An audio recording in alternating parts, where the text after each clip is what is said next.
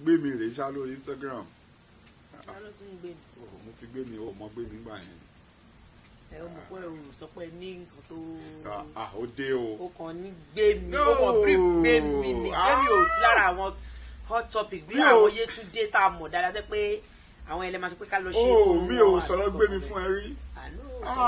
gbé mi nígbà tí mo wà ní Laspotech ni mo pàgbé gbé mi. Laspotech náà ni gbogbo ibẹ̀ náà lè ti pa gbogbo dán fẹ́ pa. gbé mi ọmọ ni ọmọ yẹn ọmọ yẹn orí owó náà ní fọ́tò ẹ̀ ó tiẹ̀ ti wá lómi lára ń sìn orí tó ń tolo báyìí ni tí gbé mi bá gbá mi mú ní ìgbà yẹn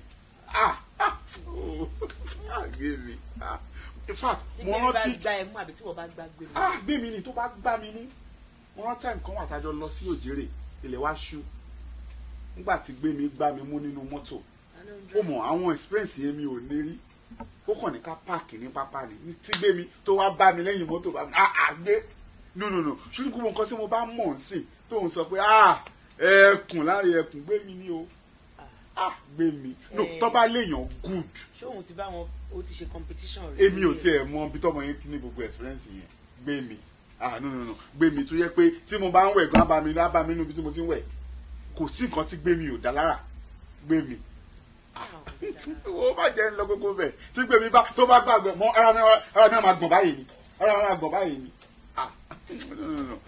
àwọn past experience yẹn no at the time mo òun travel èmi náà busy so everything jọ bọ kò sígbà tí wọ́n rí fọ́tò ẹ̀ máa flashback ṣáà ni máa flashback ṣáà ni. èèyàn máa ń nírú àwọn experience bẹ́ẹ̀ yẹn náà ń gbà mí o ojú pé èèyàn kan náà lè máa ń ní o ní ọkàn tí mo fẹ́ gbà yẹn ìwọ náà láti ẹ máa gbọ́ àìlè gbogbo náà pè ní tú bàbá àtà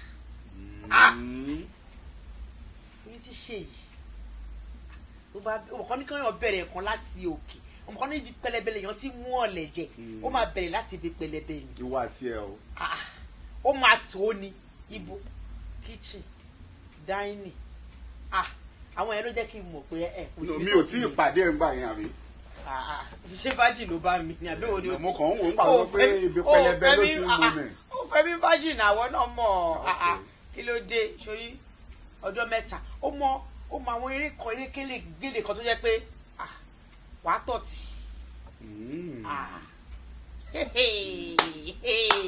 ọwọ́ ẹ̀ mẹ́ẹ̀ ni. no kò sí problem ó máa ń ṣẹlẹ̀ bẹ́ẹ̀ já tí ì tọ́pì so.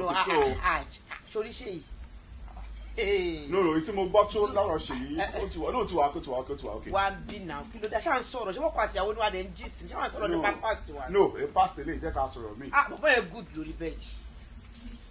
domi. bọ̀bọ̀ yẹn.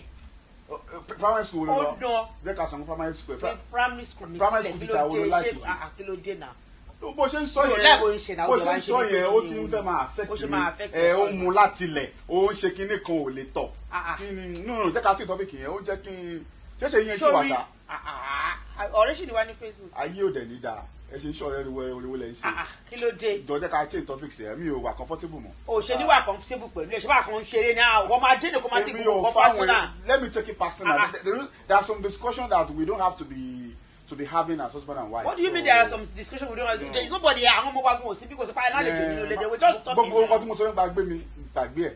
àmì ò lè gbàgbé ẹ̀ náà kí ló tí mo ṣe máa gbàgbé ẹ̀. no kazu mo flashback nílẹ̀ mi náà dẹ̀ ràn ẹ́ létí pé òkè òṣè yìí náà tí èèyàn bá mú mi báyìí o àṣebára tiẹ̀ máa ń gbọ̀n ni má yẹ kébi sọ nǹkan tó ń gbọ̀n fún ẹ o bọ̀bọ̀ yẹn àwọn kan ṣe pé ó ti máa mọ̀ rí in the past ó ní pray kan jọ tilẹ̀kùn mẹ́yìn àti wọn nínú yàrá even despite the fact that you are married wàá fẹ́ mọ̀ pé tó bá tún padà ti èmi àti bọ̀bọ̀ ìmọ̀nù yàrá ìyẹn ṣe yìí yẹn máa jí ẹran jẹ o ìyẹn ṣe yìí yẹn ní ṣe yìí ẹ lè pàdé mọ́ láyé ẹ fẹ́ pàdé lọ́la ó máa kú lọ́tùnla. kí ló dé wo lè pè ọlọ́pàá ìwò lè pè kí ló dé kí ló wá ń ṣe é. no mo kàn ń wo ni pé ṣèyí yẹn máa wọ̀ mo kàn jẹ́ ká continue topic yẹn let's change the topic. èwo ni change the topic let's change the topic because I'm not more comfortable you talking about your past.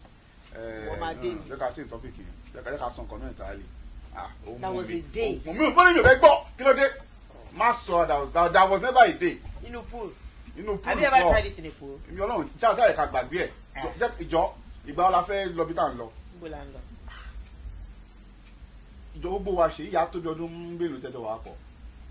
kí ló dé. mo kàn fẹ́ mọ̀ ní kí n lè mọ̀ bí ọjà kan ti ẹ̀kú ńgbà tí mo wá rajà. ìgbà tí o wá ra ọjà o wá rí ọjà nínú gbá. mo ẹ̀ṣẹ̀ mọ́ ń sìn ní pé fake ló rà. àwa wá rí nǹkan kan àwa gbọ́ orí nǹkan kan kòròfo làwa náà rà. no comment. ajá di apẹ̀rẹ̀ làwa gan rà. ṣèyí kọ́. ó máa pẹ̀rẹ̀ tí wọ́n fi ń kó tòmátò. ṣèyí kọ́ tí kò bá rí nǹkan kan nínú gbá. àwa gbọ́ orí nǹkan kan rà lórí àtẹ̀. ṣèyí kọ́. ó máa ń dùn sọ lẹ́nu tí tẹ́ máa pride. agbá mi báyìí you're talking about your ex and you're saying a lot about him, how he handles you, and we are couple.